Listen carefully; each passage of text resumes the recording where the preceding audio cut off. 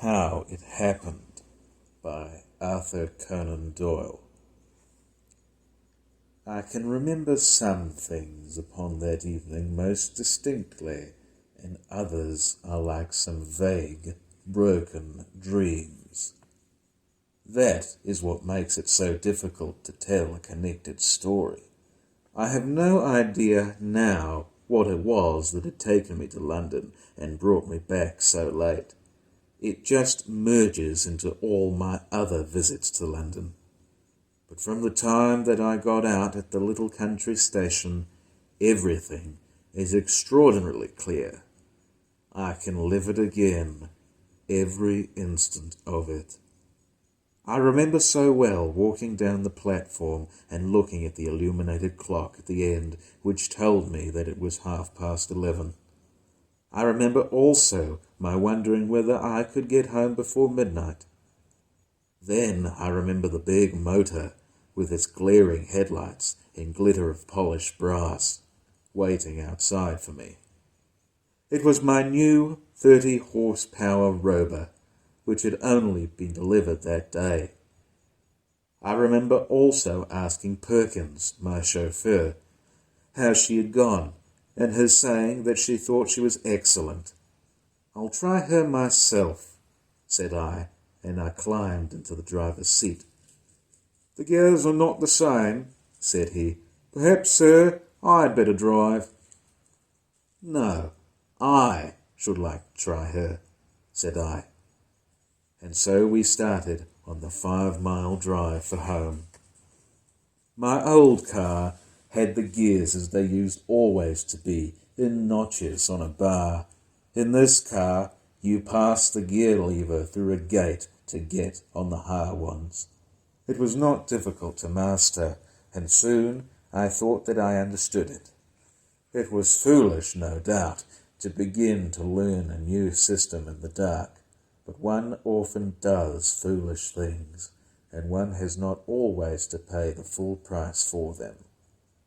I got along very well until I came to Claystall Hill. It is one of the worst hills in England, 1.5 miles long and 1 6 in places, with 3 fairly sharp curves. My park gate stands at the very foot of it upon the main London road. We were just over the brow of this hill, where the grade is steepest, when the trouble began. I had been on the top speed and wanted to get her on the free, but she stuck between gears, and I had to get her back on the top again. By this time she was going at a great rate, so I clapped on both brakes, and one after the other they gave way. I didn't mind so much when I felt my foot brake snap, but when I put all my weight on my side brake and the lever clanged to its full limit without a catch, it brought a cold sweat out of me. By this time we were fairly tearing down the slope. The lights were brilliant, and I brought her round the first curve all right. Then we did the second one, though it was a close shave for the ditch. There was 1 mile of straight, then the third curve beneath it, and after that the gate of the park. If I could shoot into that harbour, all would be well, for the slope up to the house would bring her to a stand. Perkins behaved splendidly. I should like that to be known. He was perfectly cool and alert. I had thought at the very beginning of taking the bank, and he read my intention. "I wouldn't do it, sir," said he. "At this pace it must go over, and we should have it on the top of us." Of course he was right. He got to the electric switch and had it off. So we were in the free. But we were still running at a fearful pace. He laid his hands on the wheel. "I'll keep her steady," said he, "if you care to jump and chance it. We can never get round that curve. Better jump, sir." "No," said I, "I'll stick it out. You can jump if you like." "I'll stick it with you, sir," said he. If it had been the old car, I should have jammed the gear lever into the reverse and seen what would happen. I expect she would have stripped the gears or smashed up somehow, but it would have been a chance. As it was, I was helpless. Perkins tried to climb across, but you couldn't do it going at that pace.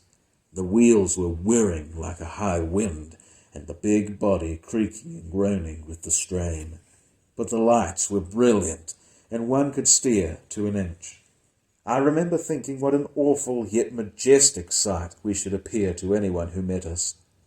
It was a narrow road, and we were just a great, roaring golden death to anyone who came in our path. We got round the corner with one wheel 3 feet high upon the bank. I thought we were surely over, but after staggering for a moment, she righted and darted onwards. That was the 3rd corner and the last one. There was only the park gate now.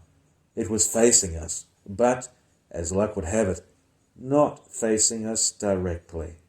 It was about 20 yards to the left up the main road into which we ran. Perhaps I could have done it, but I expect that the steering gear had been jarred when we ran on the bank. The wheel did not turn easily. We shot out of the lane. I saw the open gate on the left. I whirled round my wheel with all the strength of my wrists. Perkins and I threw our bodies across, and then the next instant, going at 50 miles an hour, my right wheel struck full on the right-hand pillar of my own gate. I heard the crash. I was conscious of flying through the air. And then...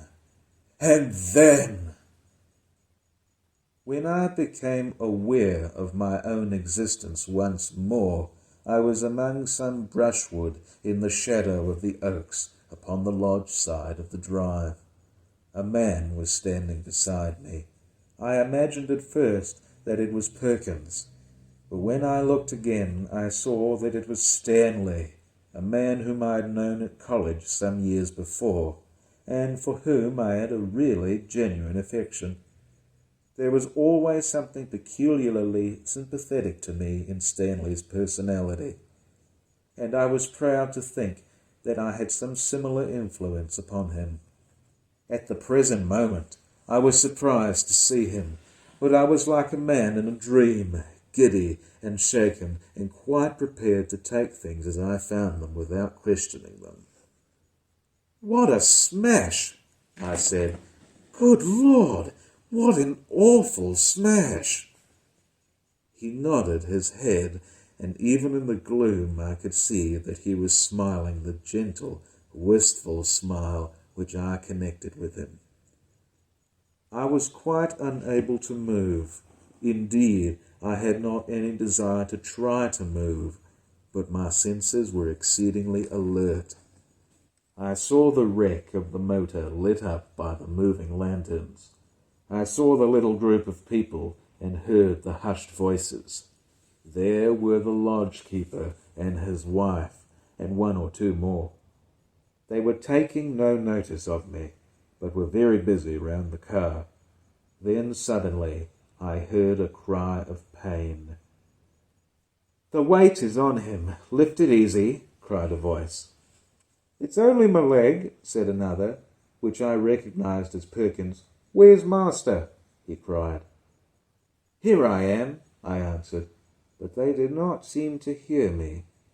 They were all bending over something which lay in front of the car. Stanley laid his hand upon my shoulder, and his touch was inexpressibly soothing. I felt light and happy in spite of all. "No pain, of course," said he. "None," said I. "There never is," said he. And then suddenly a wave of amazement passed over me. "Stanley! Stanley! Why, Stanley surely died of enteric at Bloemfontein in the Boer War." "Stanley!" I cried, and the words seemed to choke my throat. "Stanley, you are dead." He looked at me, with the same old, gentle, wistful smile. "So are you," he answered.